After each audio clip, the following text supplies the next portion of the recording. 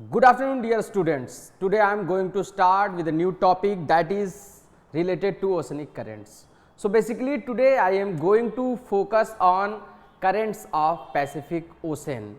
You know that our oceans has number of currents, means basically there are three major oceans in the world. Major oceanic bodies are Indian Ocean, Pacific Ocean and Atlantic Ocean.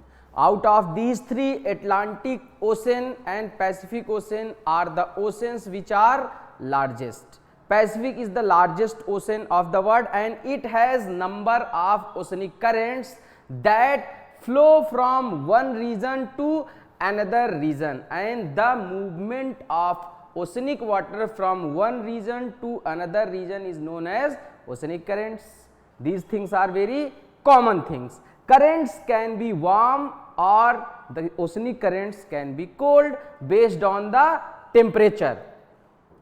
So if generally we analyze which currents are cold currents and which currents are warmer currents. So from here you can easily understand this after understanding the latitudinal division of these oceanic currents. The currents that begin from the polar regions are colder in nature and the currents that generate somewhere in low latitudes or from equatorial regions are warmer in nature, and these currents move from one region to another region.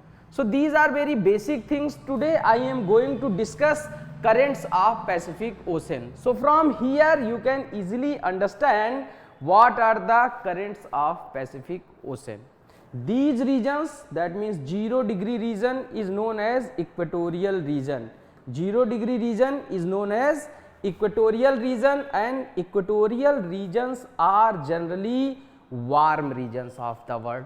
You know it well. Why warm regions? Because the sun rays are almost vertical to these regions throughout the year. Basically for around 6 months sun rays are vertical to these regions, and because of the position of the earth, this area experiences maximum sun rays. That means area between 23.5 Tropic of Cancer and Tropic of Capricorn, 23.5 and 20.5 in north and 23.5 in south. These regions generally get vertical sun rays. Each and every place in these regions at least once experiences vertical sun rays. Because of that, these regions experience high temperature, and the currents which are there in these regions are warmer in nature. Currents get warmed because of the solar insolation. In place of that, opposite to this, these regions, polar regions, experience less sun rays. That's why the water which is there, which is present in the polar region, is colder in nature.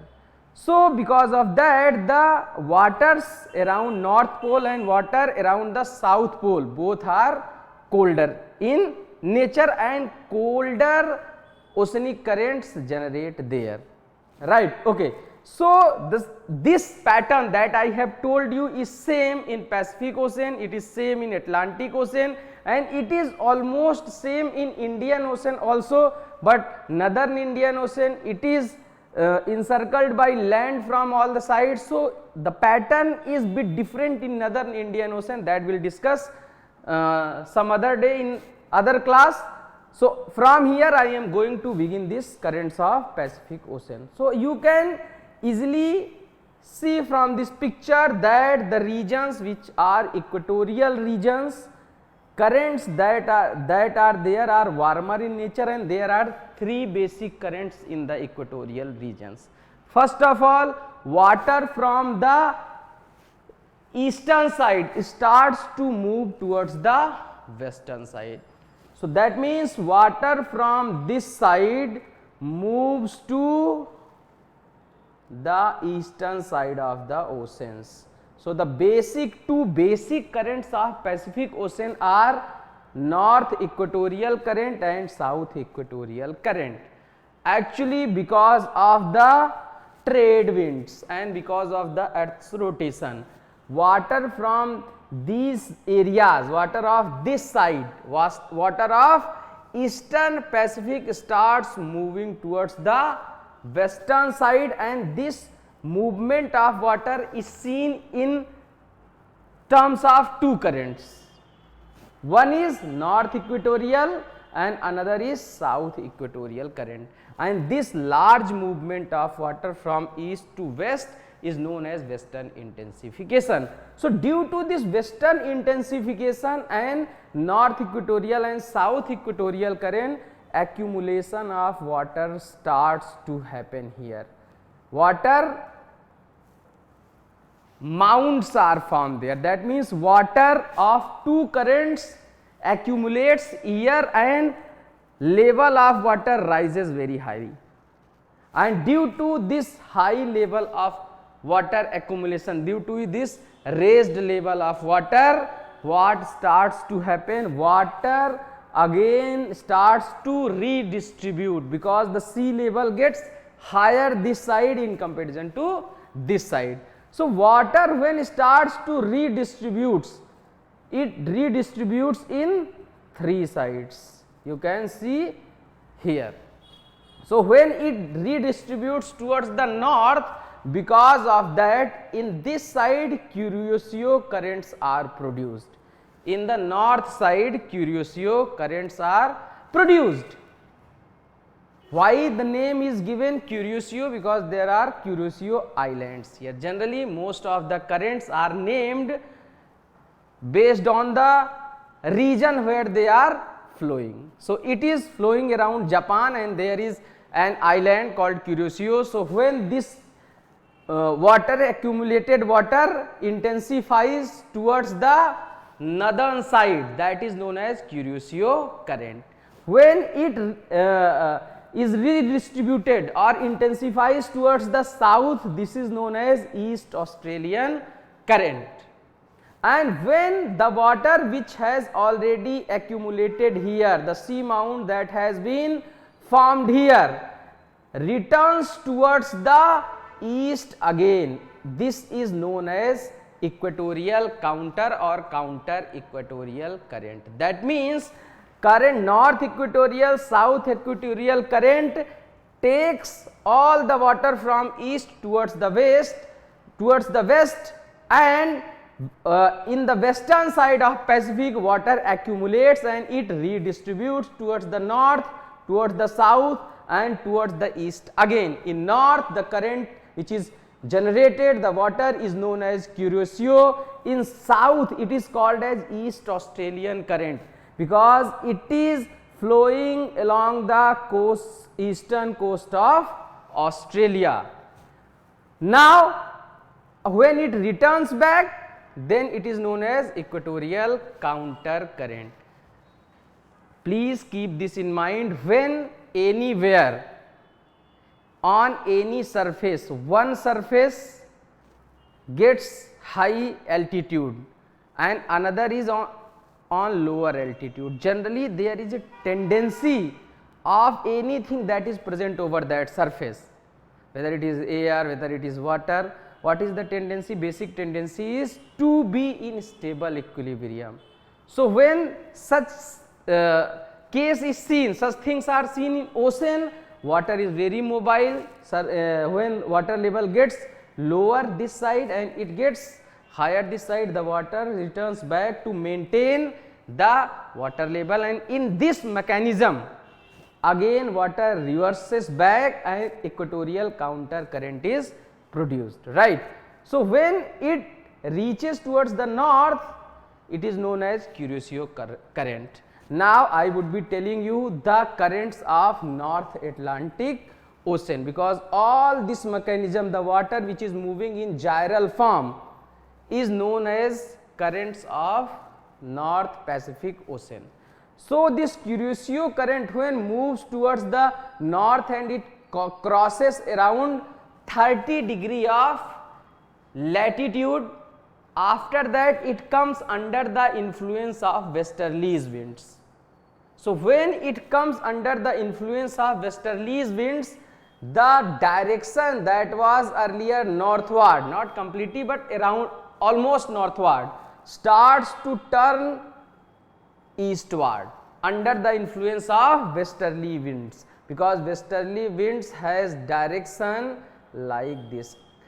The wind has important role in the movement of oceanic currents, you can find from here. Okay, so when this moves this side, that is known as North Pacific current.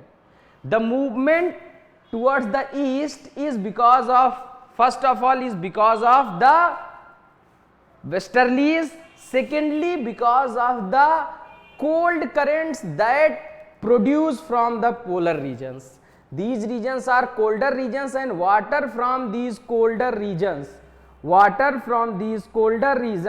starts moving towards the south, and the current, the moving water is named as a current that is called Oyasu current. So when this Oyasu current, water of Oyasu current arrives here around 40-45 degrees, it acts as a barrier for the Kuroshio currents, and due to that the Kuroshio currents starts moving towards the east. Generally the colder water is heavier in nature, has more density in comparison to warmer water. So that's why this more denser water acts like a barrier here, and this water of Kuroshio current starts moving towards the east, right? Just a second.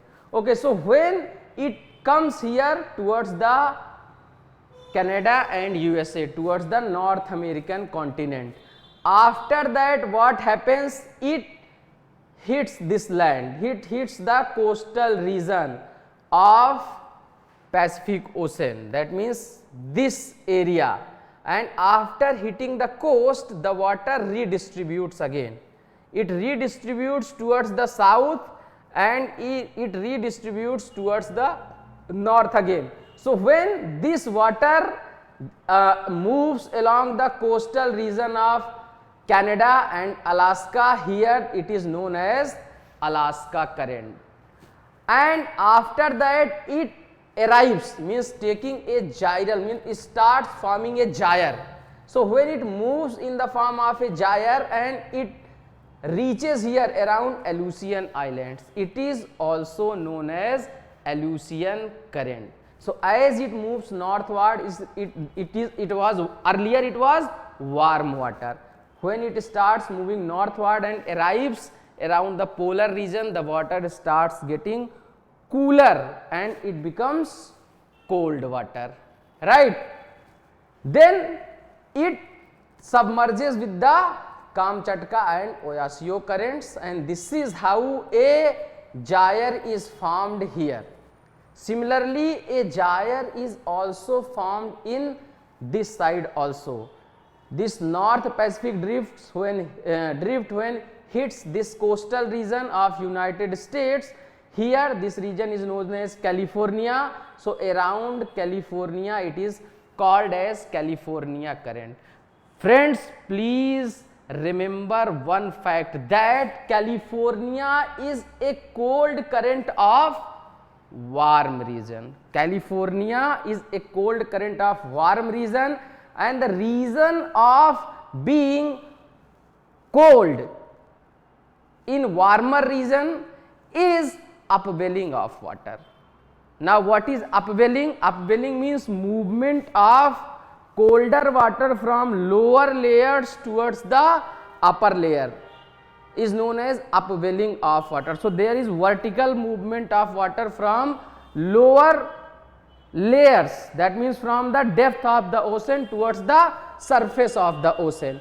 Due to that, the colder water of lower layers arrives over the upper surface, and the oceanic currents of upper surface get cooler. Due to this mechanism, the California currents here are colder currents of warm region. when water from these regions, that means in the form of north equatorial currents, moves towards the western side, water level gets lowered here, and to compensate that water level, the water from lower surfaces of water starts move towards the upper surfaces, and this is how upwelling of water takes place, and the California currents get colder here. So this is general movement of currents of North Pacific Ocean, right? Okay. Similarly, the pattern is almost same in Southern Pacific Ocean also. So this south equatorial currents moves towards the west, western intensification, then accumulation of water, and after accumulation east Australian currents generate, and this east Australian currents when further moves towards the south, there is influence of westerly winds, and under the influence of westerly winds, the currents that were earlier warmer starts getting cooler, and the cool oceanic currents called Antarctic circumpolar current or South Pacific drift starts moving towards the eastern side, and when it arrives here, that means around South America, most of the means a larger volume of water is transferred, is carried to another oceans that are nearby, that means towards the Atlantic Ocean, but